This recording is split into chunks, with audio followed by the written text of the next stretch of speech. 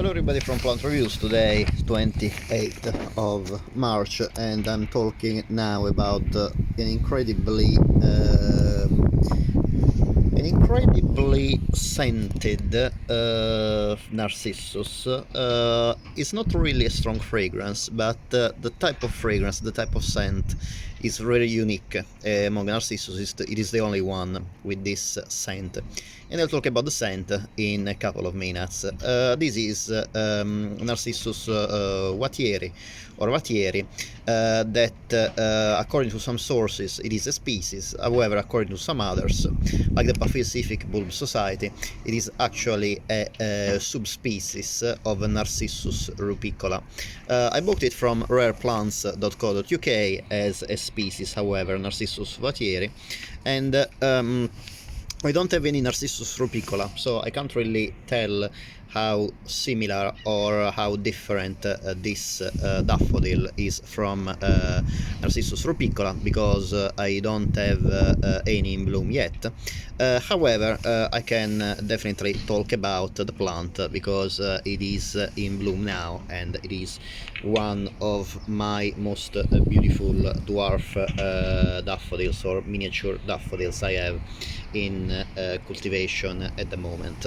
Narcissus watieri is a jonquil type of daffodil, and like most jonquils has this kind of rush-like leaves that in this Narcissus are not bright green or dark green as most jonquils, but actually are kind of blue-green as most other daffodils like tazettas or trumpet daffodils and large cap and small cap daffodils.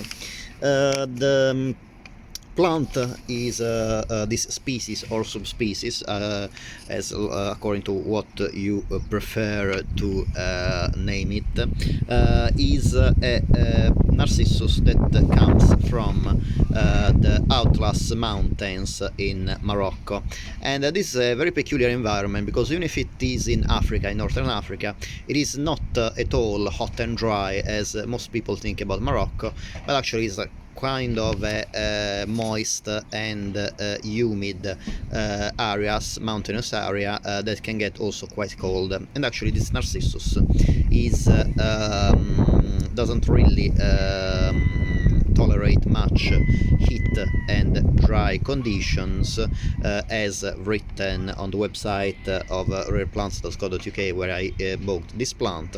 Indeed, it says that basically this Narcissus can grow easily outdoors without any protection. However, considering the diminutive size, this daffodil is probably about 15-20 centimeters tall, the flower stem, and the leaves must be about 10-15 centimeters in length. I decided to keep it in a pot in my unheated greenhouse, just to be sure that it will not be overtaken by weeds. As you can see, weeds are quite common in my garden. I'm not very good sometimes in getting rid of weeds, so usually in my garden I only have plants that are at least 30 centimeters or longer. However, this plant does perfectly well in a pot, as you can see. I love this rush-like blue-green foliage, but most importantly, I love its beautiful flower. It is a pretty small flower, I have to say. It is about maybe 3.5 centimeters across, but it's very elegant. You can see how beautiful the tepals are. The tepals have actually in this particular daffodil you can see a difference between the tepals and the sepals, because you see 3 of the tepals are actually narrower and rounded, while the other 3 are larger and they are quite pointed in the end, as you can see. The corona is the corona is small because the flower is small, but actually if you compare it with the average I mean, with the entire flower is actually not that small. You can clearly see the corona, and it is a little bit undulated. The color of this daffodil is pure white, becoming green at the center of the corona and with yellow stamens.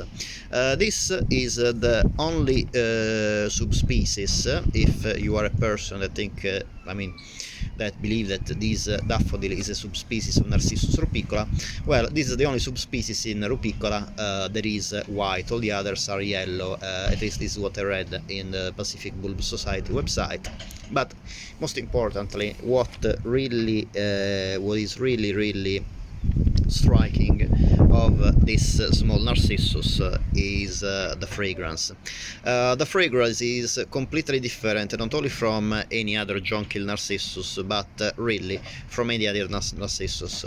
Jonquil Narcissus usually have a fragrance that is very aromatic and usually have notes of mint, like peppermint and licorice, so it can be quite pungent. However, some jonquils, in addition to this licorice and peppermint notes, have also a kind of sweet, like a honey floral note that makes quite a complex fragrance that is actually quite pleasant in some jonquils. However, this one is the fragrance of this one is absolutely sweet, and unlike any other daffodil, it's not like sweet like a tazetta, so still on the floral scent, but this one is really like a candy scented. The only flowers I can think about as a comparison for this fragrance are the Philadelphus Mexican Jewel, the Night Phlox, Zaluzianskya ovata, and a few other species, but probably only the Night Phlox and the Philadelphus Mexican Jewels are the ones that more closely resemble the type of scent. It's really like a candy. I can't describe it in any other way. The intensity of the fragrance is not really strong. I can't really smell the fragrance very far from the flower. I really need to put my nose in the cup of the flower to smell it, but it is really a peculiar fragrance. So if you like fragrant daffodils, scented daffodils, this is definitely one that is one of the most recommended, because its fragrance is really something unique in the daffodil world, at least of the daffodils I have at the moment in culture that I am growing at the moment. Other than that, this daffodil is not that easy to find in garden centers, but however is not overly rare to find online. You can find it in a few websites in the UK. I bought it from rareplants.co.uk. However, occasionally I found in another couple of websites. If you are interested, please write it down in the comments, and obviously I can find out what nursery have it for sale at the moment. Well, at the moment, probably if they have it for sale, they will be on the green. However, more probably they will sell the bulbs in autumn. As usual for daffodils, the bulbs are sold and need to be planted in autumn. Then the leaves will start sprouting between late autumn, winter, I would say, and this particular Narcissus blooms between late winter and early spring.